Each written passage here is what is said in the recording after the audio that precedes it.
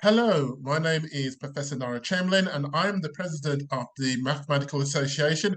And welcome to my 12th edition of What is the Point of Mathematics? Now, I'm off-site again, and on this off-site location, I have Dr. Peter Rowlett. Dr. Peter Rowlett, would you like to introduce yourself? Hi, Nira.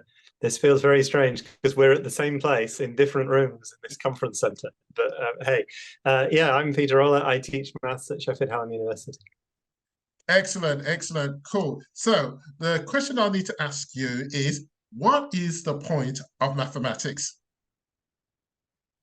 Yeah, I mean, it's a bit of fun, isn't it? I have various views on this. I teach a module on the maths of puzzles and games to our undergraduates, so I'm very into that side of things. But I thought, to be honest, an interesting thing to tell you about would be an experience I've had this year, where somebody I know put me onto this idea of sustainable development and sustainability. And this is something that I've heard people talk about for years, and I've never really quite understood what they mean. But there are these UN Sustainable Development Goals. And when you look at them, mathematics and mathematical modeling is under all of them, right? If you look across so there's goals around, I got them here, there's goals around poverty, hunger, health and well-being, education, equality, all that sort of thing, as well as things like, you know, industry and infrastructure and sustainable living in cities and climate modeling and life, you know, modeling life and things like this. There's even, you know, peace, justice and strong institutions. So you get into sort of, you know, elements of game theory and things like this. And there's one which is making organizations work well together in order to be able to achieve the goals. And again, this is all sort of, you know, operational research. There's loads of stuff around organizational development and things like this. So what I did was, with our final year undergraduates, we had a little block at the end of their degree. And I thought, because I thought to myself, like, for many years, I've thought, well, what do I do on the climate? The world is falling apart. What am I doing about it, right? And I do my recycling and what have you. But, you know, fundamentally, I can't do anything. I just teach maths. And then I got to thinking, actually, a thing that I can do in the world is I can send a cohort of students out into the world to get jobs with sustainability in their heads and with the role that mathematics can play in sustainability. And so I talked to a load of our alumni, and it turns out that loads of them are using this, are thinking about these sorts of issues. So I've got students who've done maths with us, who've gone up to be engineers. And when they're designing something, they've got net zero from day one. They're thinking about it. I don't know how this is. Is this the same with your work? That you're sort of thinking about these things and costing in carbon and things like that?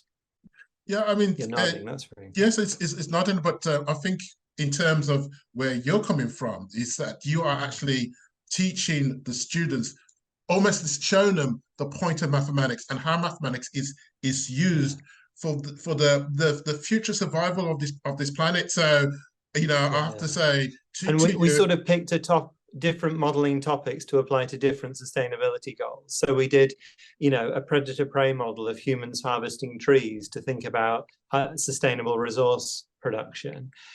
We did, and I did a sort of mechanics thing about lifting things and to try and do it in a low energy way. And how can you reduce your energy need that way? I did a simulation of a train network to try and think about how can we get people to run public transport by making the network run more efficiently. All sorts of things like this. You know, there's loads of different topics that you can address during using this thing.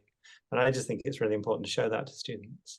And this is absolutely fantastic. So the nice thing about Peter's answers here is that he's showing a practical example of what is the point of mathematics.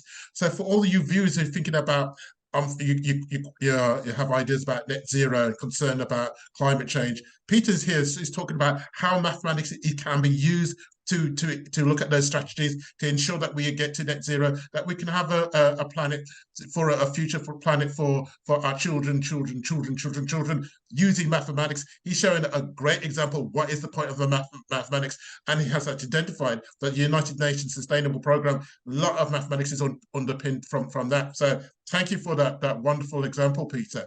So that is good.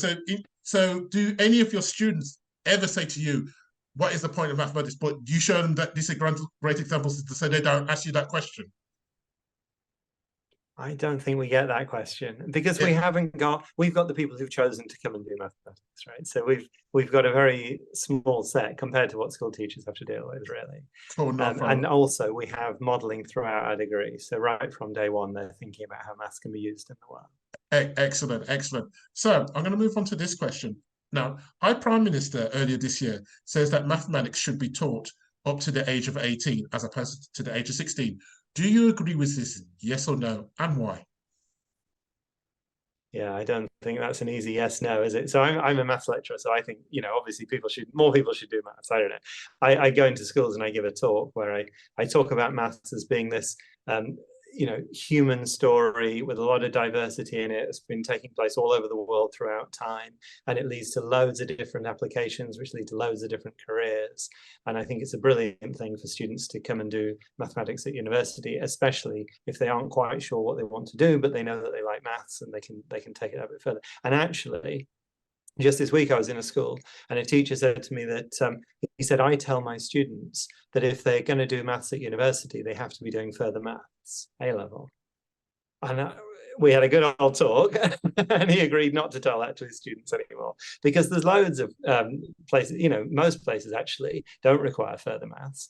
And it's a nice thing to do, but it's certainly not essential. We have some excellent mathematicians coming through Sheffield Hallam University out into wonderful careers. So I'm very keen on more people coming to university and doing mathematics. However, I do not think that everyone in the country should do A-level mathematics. There are other things available, of course, but you've got to think about what's on offer. That's the problem is that when he says maths to 18, we don't really know what that means. And also, when he was saying it, he was talking a lot about the attitudes to mathematics. And the attitude that people have to mathematics, that's not going wrong between 16 and 18, right? That's going wrong earlier. That's going wrong between, leaving primary school and arriving at GCSEs or something like that. Something, these kind of young kids who are very enthusiastic about maths are going off it as they go through the school system. So we've got to think about what's going on there. But, making more people do it to 18 is not the answer.